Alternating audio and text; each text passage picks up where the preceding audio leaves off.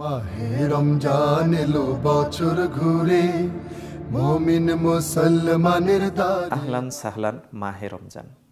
বছর ঘুরে আবার আমাদের মাঝে মহিমান্বিত মাস রমজান হাজির হয়েছে। সম্মানিত দেশবাসী, প্রিয় শেরপুরবাসী, আসসালামু আলাইকুম ওয়া রাহমাতুল্লাহি ওয়া বারাকাতুহু। শুরুতেই আপনাদের সবাইকে মহিমান্বিত মাস রমজানুল মুবারকের শুভেচ্ছা জানাচ্ছি। আল্লাহ রব্বুল আলামিন আমাদেরকে এক বিরাট সুযোগ সৃষ্টি করে দিয়েছেন এই রমজানের মাধ্যমে। আমাদের এই মাসকে আমরা যেমনিভাবে প্রশিক্ষণের মাস হিসেবে নিতে পারি, আমরা আমাদের এই মাসকে পরস্পর সৌহার্দ্য সম্প্রীতির জন্য সুযোগ হিসেবে নিতে পারি। আমরা আমাদের এই মাসকে আমাদের স্বাস্থ্য গঠনের জন্য বিরাট সুযোগ হিসেবে নিতে পারি।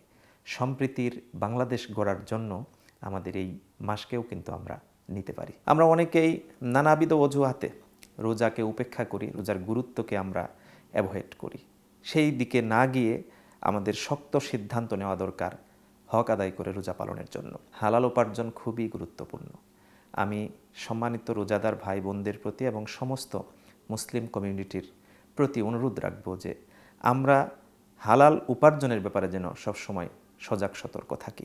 রোজাটা সরাসরি রোজাদারের জন্য যেমন বিরাট সুযোগ, ব্যবসায়ীদের জন্য বা যে কোনো পেশাজীবীর জন্যও কিন্তু বিরাট সুযোগ।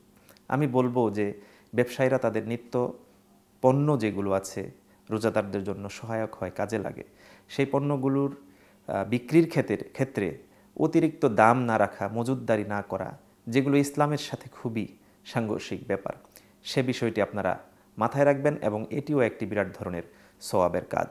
আমাদের মাঝে একটি গুরুত্বপূর্ণ রাত আসবে এই রোজায়, সেটি হলো লাইলাতুল কদর। পবিত্র লাইলাতুল কদরের ব্যাপারে বলা হয়েছে, লাইলাতুল কদরি খায়রুম মিন আলফি শাহর, হাজার মাসের চেয়ে উত্তম একটি রাত। কোরআন অবতীর্ণ হয়েছে এই রাতে এবং এই রাতকে ইবাদতের জন্য আল্লাহ রাব্বুল আলামিনের পক্ষ থেকে বিশেষ মহিমান্বিত করা হয়েছে। আমি বলবো যে শেষ দিকে এসে শেষ দশকটা আমরা ইবাদতে না কাটিয়ে বিশেষভাবে আমরা ঈদের কেনাকাটা নিয়ে ব্যস্ত থাকি। আমি আপনাদের অনুরোধ রাখবো যে কেনাকাটা অবশ্যই করতে হবে, সেটি শেষ দশকের আগে করা এবং শেষ দশকে লাইলাতুল কদর তালাশ করা আমাদের জন্য খুব জরুরি। আমি এরপরে যে বিষয়টি বলবো যে রমজান ব্যক্তিগত জ্ঞান অর্জনের জন্য একটা বিরাট সুযোগ সৃষ্টি হয়। এজন্য আমি কতটুকু কোরআন পড়ব, কতটুকু হাদিস পড়ব, তাফসির পড়ব, ইসলামী সাহিত্য অধ্যয়ন করব, ইসলাম সম্পর্কে পরিপূর্ণভাবে জানব, সে ব্যাপারে একটা প্ল্যান থাকা দরকার এবং পুরো রোজায় সেটি নিশ্চিত করা দরকার আমাদের জন্য। আমাদের মাঝে অনেকেরই বিভিন্ন ধরনের বাজে অভ্যাস, খারাপ অভ্যাস থাকে, যেমন বিড়ি, সিগারেট, পান, গুল, জর্দা। এগুলো অনেকেই সারা বছর চেষ্টা করে ছাড়তে পারেন না। আমি মনে করব যে তাদের জন্য রোজা একটি বিরাট সুযোগ। এই সুযোগে এই বদ অভ্যাসগুলো, বাজে অভ্যাসগুলো থেকে নিজেরা আমরা বের হয়ে আসার ব্যাপারে সিদ্ধান্ত গ্রহণ করতে পারি। রমজানে দানের ব্যাপারে আল্লাহ রাব্বুল আলামিন অপরিসীম গুরুত্ব দিয়েছেন। 7 থেকে 700 গুণ সওয়াব হয় যে কোনো ইবাদতের ক্ষেত্রে, যে কোনো দানের ক্ষেত্রে। আমি বিশেষভাবে অনুরোধ করব যে বিত্তশালী যারা আছেন, আপনার আশেপাশে যারা অসুবিধার মধ্যে রয়েছেন আর্থিকভাবে, অনেকেই রোজাদার আছেন যারা ইফতার সাহারি কেনার মতো সক্ষমতা নেই, তাদের পাশে আমরা একটু দাঁড়াবো। সম্মানিত শেরপুরবাসী, আমরা চাই একটি সমৃদ্ধ শেরপুর গড়তে। সমৃদ্ধ শেরপুরের জন্য আমাদের জন্য দরকার পারস্পরিক সৌহার্দ্য, সম্প্রীতি, ভালোবাসা। এবং রমজান আমাদের মাঝে সেই সুযোগটা করে দিয়েছে যে আমরা যেন পরস্পরের সাথে ভালো সম্পর্ক বজায় রাখি।